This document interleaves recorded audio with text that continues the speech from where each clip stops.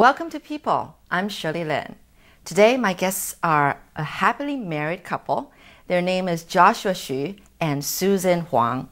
So, first of all, Joshua, he is now the CEO of Spinal Cord Injury Foundation.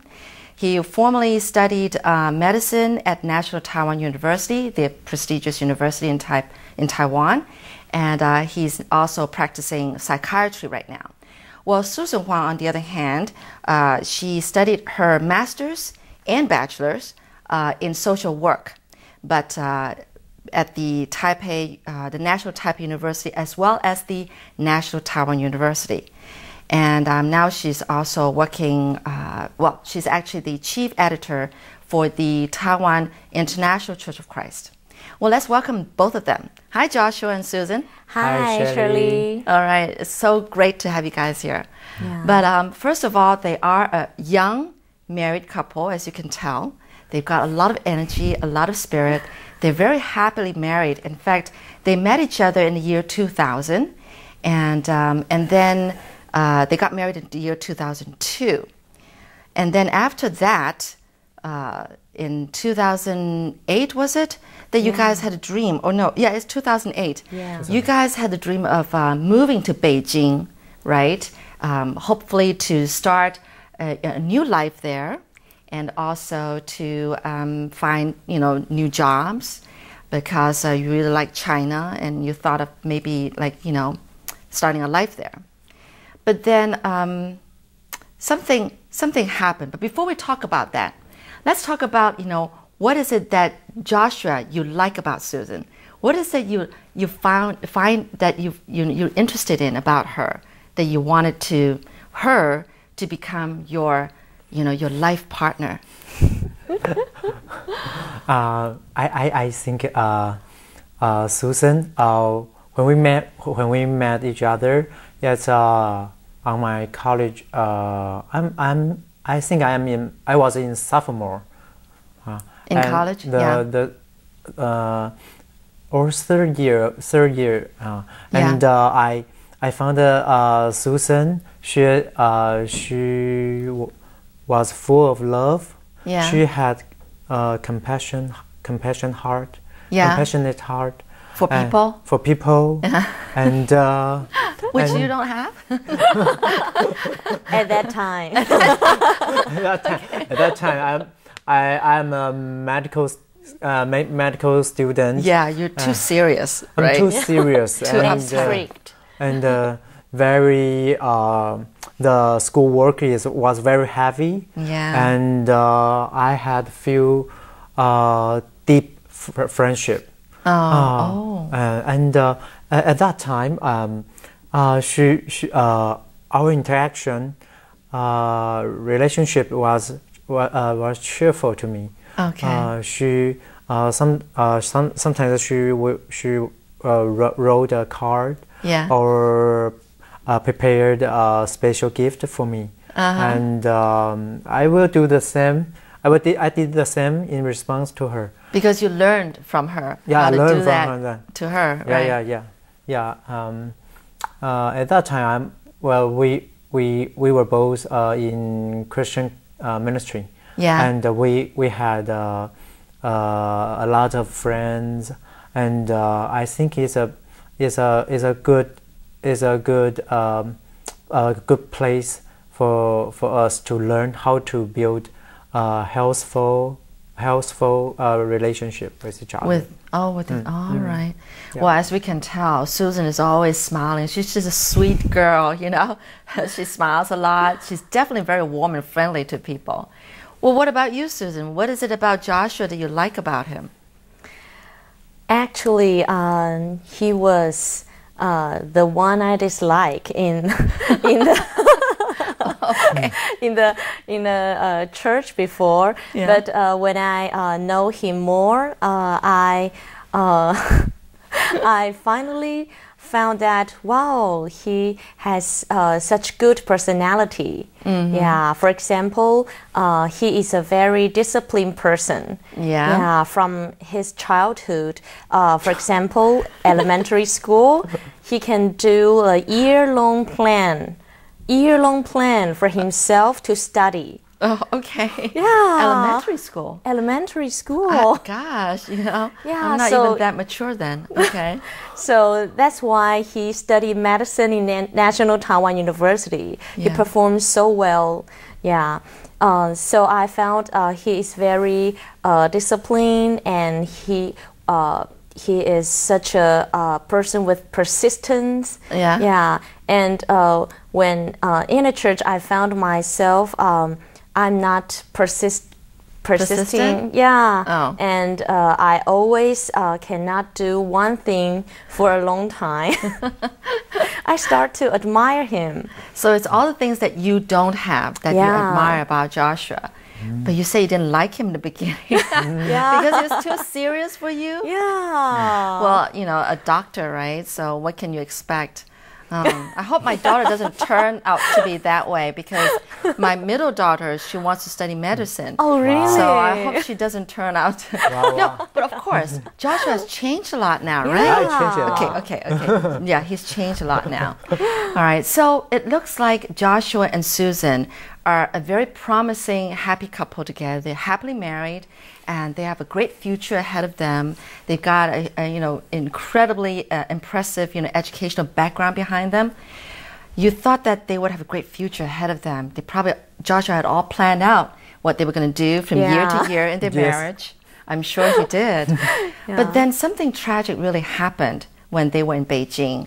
And I believe that it was the first time you guys wanted to try out skiing. Is that right? That was the very first time in your life. Yes. Yeah. So they went on a skiing trip on the very first day of the new year. And it started off as being a very great time, with some friends, not just the two of you, and skiing and everything. But then it was like near the end of the day, and Joshua, you wanted to give yourself the last challenge to go on the slope and, have a grand finale, right? Yeah. But then things didn't quite turn out the way you wanted to. Yeah. What happened?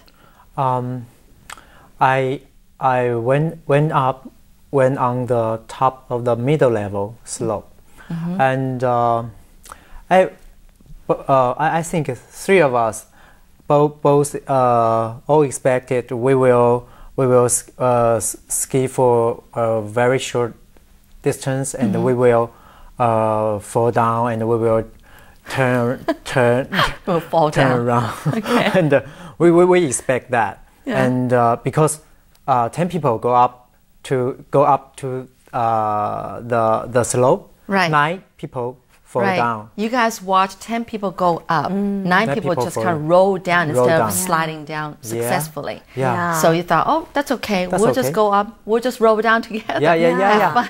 Have fun. Yes. Yeah. But I didn't expect that. I even passed the very sharp slope.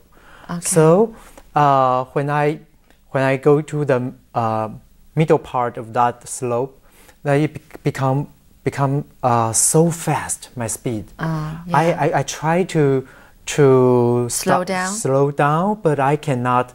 I cannot do that, and I fall down Yeah. on my chest. At that time, I know. Afterwards, I know that 4 of my ribs were Already broken Yeah. at that time, and all my ski equipment was threw away, and Yeah. I just very fast to slipping Sideways. to the side Right. to the side of the slope. Right. And at the beginning, I was face down. Yeah. Face down to the slope. Yeah. And I think that in the middle of the course, I was flip. Yeah. And become my back down to the slope, and I finally there is a rod. Yeah. Like a pole kind of thing. A pole. A steel pole. A steel pole. Yeah. With some sponge on it. Oh. But at that speed, Yeah. that The sponge yeah, was the not protection didn't do anything. didn't do anything. I was hit the rod, the pole just hit on my back, and my thoracic. Oh. Thoracic. Okay, you're the doctor. Go ahead. I'm sorry. Vertebra. Yeah. In other words, spinal cord. Spinal cord. Well, Too professional. part of my spinal, my spine behind my heart was Broken was to broke two. two part and even. And went up this way. And the dislocation. Yeah. And so my spinal cord was complete. I know afterwards. I know that I got complete injury on my spinal cord. Mm-hmm. Yeah. But during this whole time, you did not fall into a coma. You did not pass out. Yeah. It was a good thing that Joshua was awake, and because he's a doctor, he knew what those people around him can help him, so that the injury wouldn't be even worse. So apparently, everybody was shocked. They just stopped there, didn't know what to do with you. Yes. And you told them how to carry you up, how to put you on a stretcher and everything, right? You told them how they should help you. Yeah. But in the meantime, they were so in much shock, they didn't even think about calling the ambulance until Susan said, call the ambulance, get the doctors here. Yeah. Why was that? What happened? You're saying that they didn't seem to be very experienced, very professional about handling emergency? I think they didn't expect such big event would happen in that skiing place. So the doctor on that side, doctor in charge on that skiing the ski slope. Slope. Yeah. She was Frightened. She was frightened, and she didn't know how to do, and I instruct her how to set on my cervical collar to protect my cervical spine, and finally they found it's very, very serious. It was very serious. That's when they realized that it's very, very serious. Yes. Right. And finally sent out, prepare us to put you on the ambulance. To push on the ambulance, and to the hospital is almost on 10 p.m. It was at 10 p.m. At night. At night. And it was the New Year, which meant that most people were like on vacation, not working. Yes. And Susan, you said that it actually took them 3 hours before the ambulance showed up. Yeah. Yeah. So what were you feeling then? I feel very, complicated. I was shocked and I was frightened, and I could only pray. Yeah. So were you angry why these people didn't know what they're doing? Yeah. Were you? You didn't have time to get angry. Yeah, I don't have. You were just more concerned about him. Yeah, because he cannot breathe very well, and he lose all the feelings of his limb. Yeah. So I'm try to call and contact any person that could help me, including my friends and my relatives in Taiwan. Yeah. So I'm very busy handling. Maybe the social work personality show up, so I don't feel angry at that time. Oh, well, that's good that you were able to be calm, because I'm sure at that time Joshua would want you to be calm and not get hysterical, and I think at the time you're probably glad that he was awake, because then at least you know that he's okay because he's awake. And then secondly, you know that he was able to tell you how he's feeling, what he's going through, what he would want you to help him. So I think thankfully, he was awake, and that at the time you couldn't rely on yourself, but rely on Him, you know, and God, and just willing to obey Him and listen to Him how He, you know, how you should help Him. So at that time, I guess it was good thing that you guys weren't just the two of you. There were some friends around and helping out. But the whole process, when you think back on it now, it's like a nightmare, right? Yeah, it's really a nightmare. It was so long, and to think that Joshua was in such pain and agony for so long, you don't want to live back those days, those moments again, because I think it was just too painful to think back, I'm sure, but thankful in a way. Yeah. All right, well, let's take a break here before we hear more about Joshua and Susan's incredible story.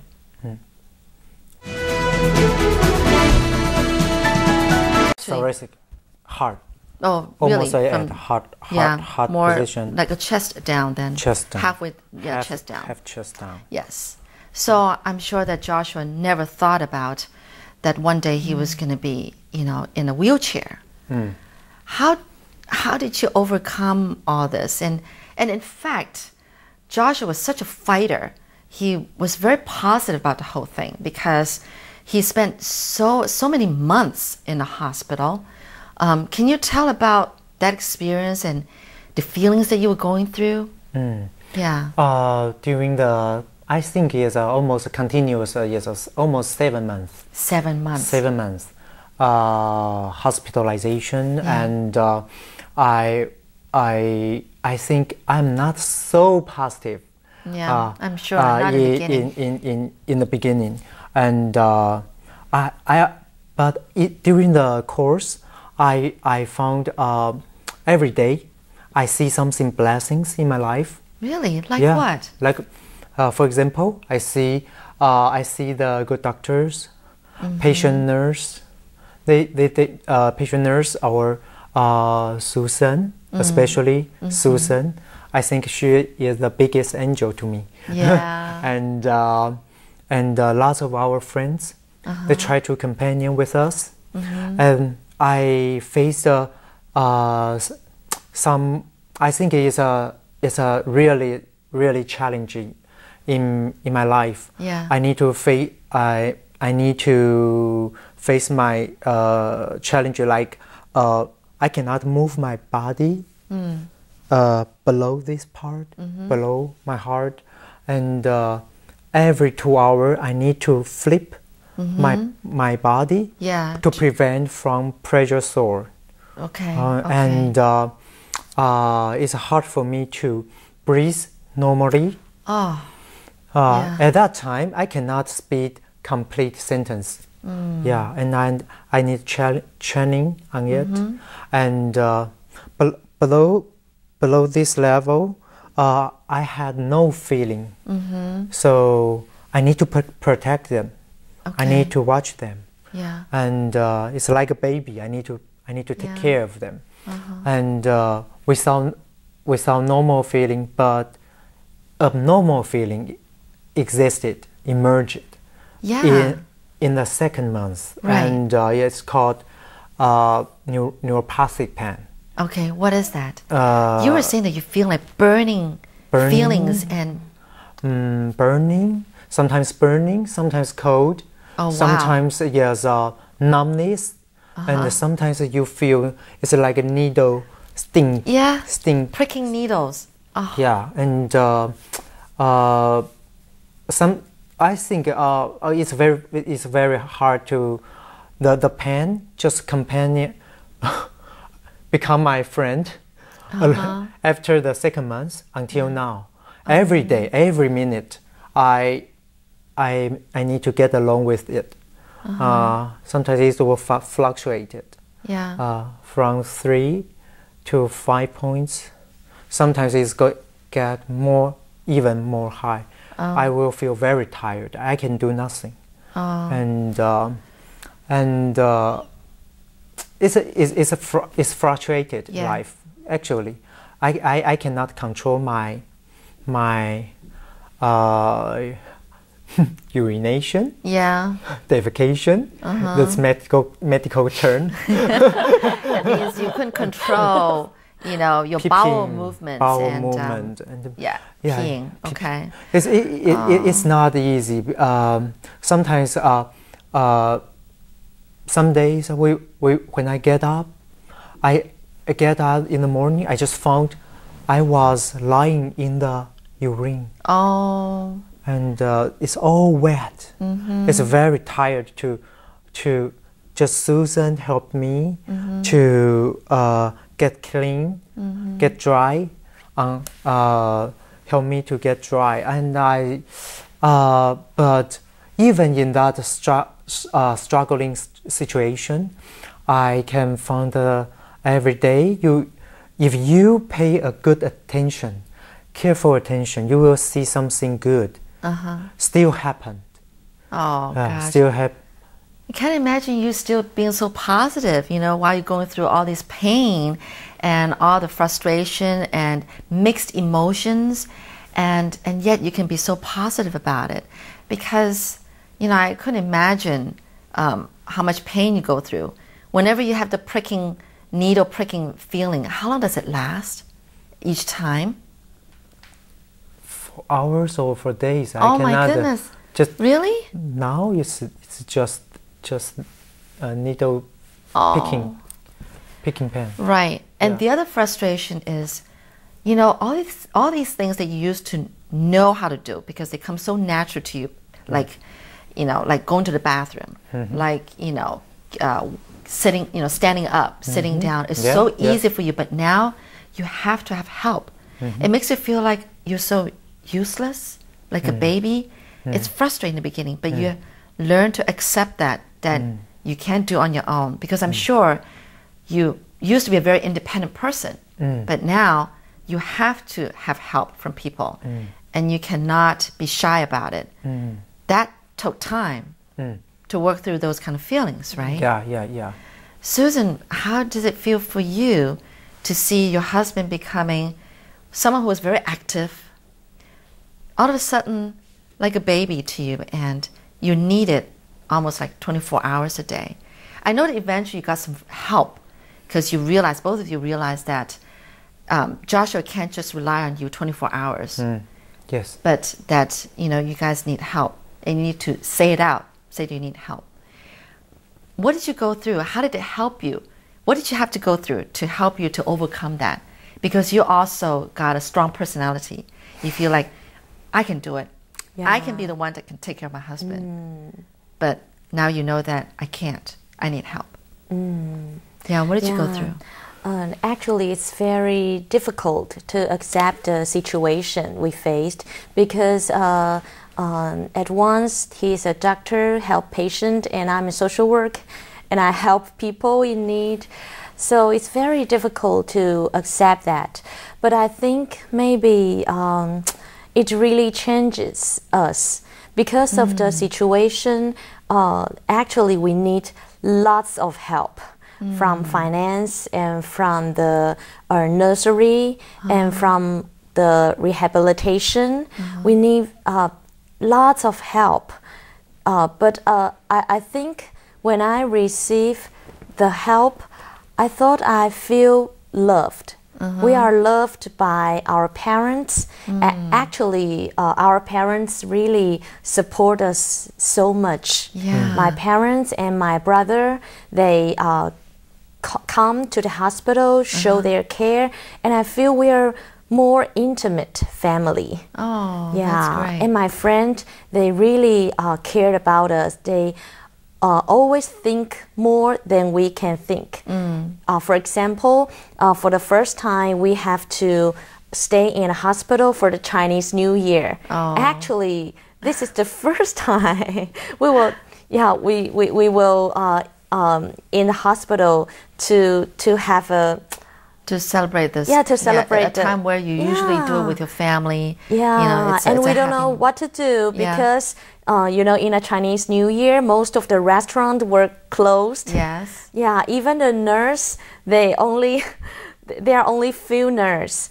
So my friends in the church, actually bring food to us. Gave you guys a surprise. Brought all the food to the hospital. Yeah, and celebrated Chinese New Year with you in the hospital. Yeah, and then bought so many chairs in the hospital for us, and all the things. Yeah, so we have a not wonderful but good Chinese New Year in a hospital. Oh, that is great. It's always great to have good friends. Now, I understand that Joshua, before you left the hospital, you were already affecting a lot of patients around you, who probably had the same problem as you, went through the same kind of mishap or tragedy as you, but you really influenced them to the point where you started a blog. And I realized that you really like to write, and you're very good at writing. You started a blog, ironically, called Walking Paralytic. Walking Paralytic. And I hope that people would go on his blog and read about it, because he's got some really great stories in there. They're so heartwarming, very encouraging stories. Why did you think about doing this? I think after I becoming a patient, I began to have time to a lot of free time. Free time to keep a diary, I try to keep record of this. I think is a very special life experience in my life, and I try to report it to people around me. Because I think few people really know spinal cord injury, what it is, and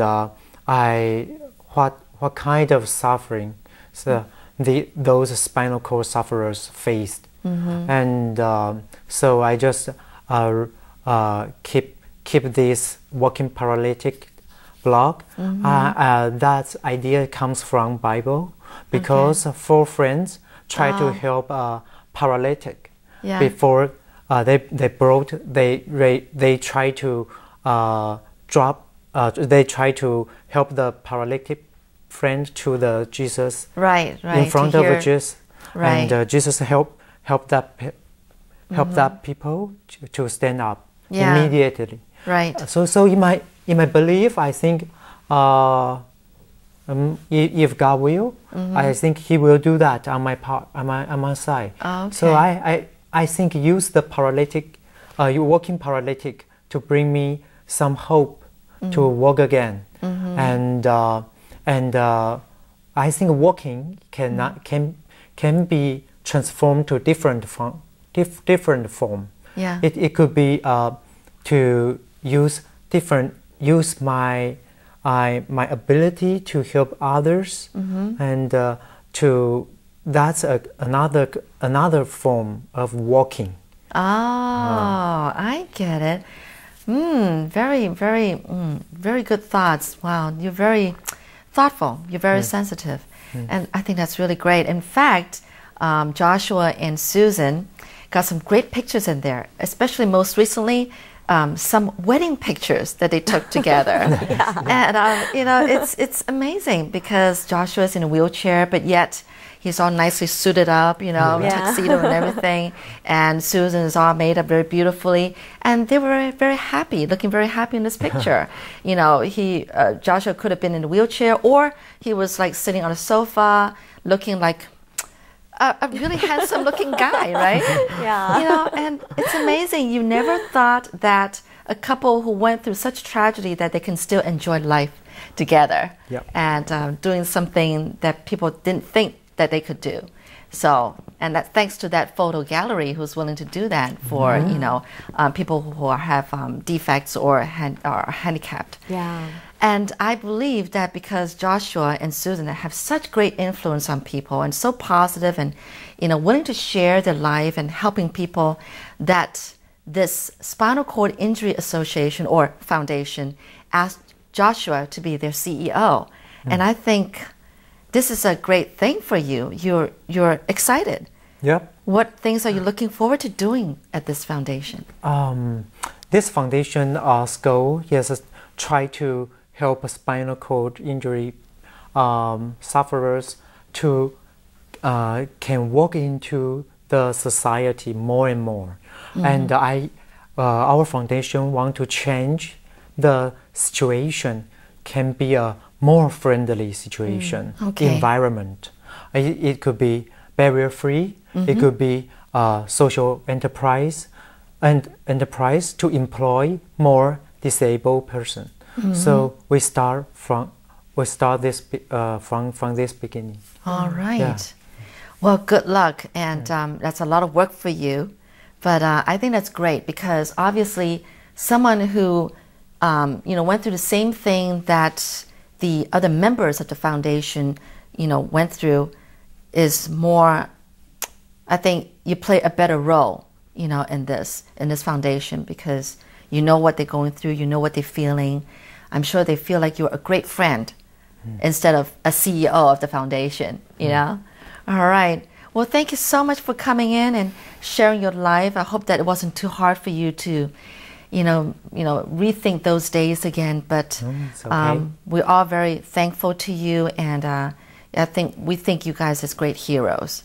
So thank you very much, and thank you. Good luck with everything. Yeah. Thank you. Thank you for your invitation. All right, no problem. Yeah. Thank you so much for watching, people. I'm Shirley Lin.